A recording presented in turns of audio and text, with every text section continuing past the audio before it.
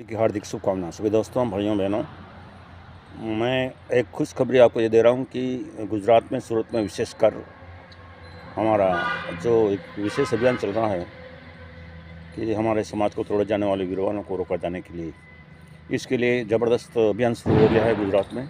Mister Babulal Virwal जो तुसावड़ा है, संभागीय अध्यक्ष बन के यहाँ घूमता है और वहाँ उसका वीरवाल समिति का अध्यक्ष है, तो उसके विरुद्ध बहुत ज़बरदस्त सूरत में चल रहा है, आक्रोश चल रहा है। और बहुत अच्छा ये खबर है कि हम ऐसे लोगों को निपटने के लिए सक्षम हो गए हैं और हमारी अपनी मेहनत रंग लाई है साथियों। इसी तरह से हमें भी राजस्थान में जो भी ये वीरवाल का नाटक कर रहे हैं उनको भी हम पकड़े और ज़बरदस्त पकड़े उनको, कि जो लोग इस तरह का नाटक क्यों कर रहे हैं, किस लिए कर रहे हैं, किस वजह से कर रहे हैं, क्या कारण है कि आज तक तुमने वीरवाल लगाया है तो उसका क्या फ़ायदा दिया है समाज को। और जो 30-40 करोड़ की बिल्डिंग जिस सूरत में खड़ी कर दी है, उस बिल्डिंग का क्या उपयोग किया है, क्या हमारे समाज के लिए तुमने काम किया है, ये हमारे लिए बहुत एक तकलीफ वाली बात है।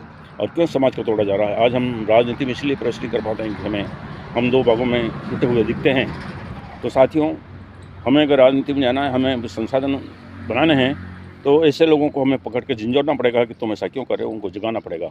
इसी लाइन में मैं आपको निवेदन करना चाहता हूँ कि यहाँ जो सबसे बड़ा एक सबूत है हमारे पास, जो बेरूलाल जी प्रधान साहब हैं खमनोर वाले, उन्होंने अपना वीरवाल सर्टिफिकेट बना दिया है। अब उनको ये बहुत ज़रूरी है पूछना है कि आपने वीरवाल सर्टिफिकेट क्यों बनाया, जबकि आपके दूसरे भी सरनेम हैं।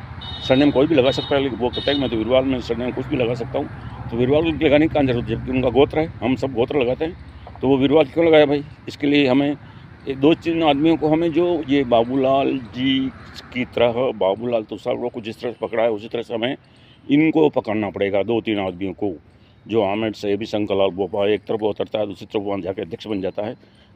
हद हो जाती है यार। और इसी तरह से ये प्रधान सीट पे बैठे हुए बेरूलाल जी, इनको ये नहीं आ रहा कि मैं कैसे लगा दूँ भाई, क्यों लगा दूँ, मैं किस कारण से लगा दूँ। अब हमें ये पूछना पड़ेगा इनसे कि भाई क्या कारण है, आपने क्यों लगाया, क्या था आपकी गोत्र नहीं है क्या, खटेक लगाने से आपको कोई तकलीफ हो तो गोत्र लगाने में क्या दिक्कत है, तो गोत्र क्यों, आप गोत्र के बजाय आप वीरवाल क्यों लगाया है, ये कारण हमें पूछना पड़ेगा। क्यों समाज को तोड़ना चाहता है, ये कारण हमें पूछना पड़ेगा। क्यों नहीं समाज के लिए काम करना चाहता है, ये कारण हमें पूछना पड़ेगा। क्यों सामूहिक विवाह में फालतू के काम करते हैं, ये हमें पूछना पड़ेगा।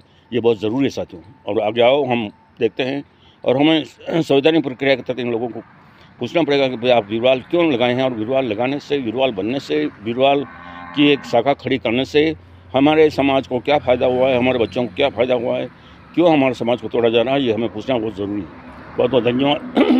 दीपावली की शुभकामनाएं के साथ मैं आपका भाग सिंह बरवारा। Thank you.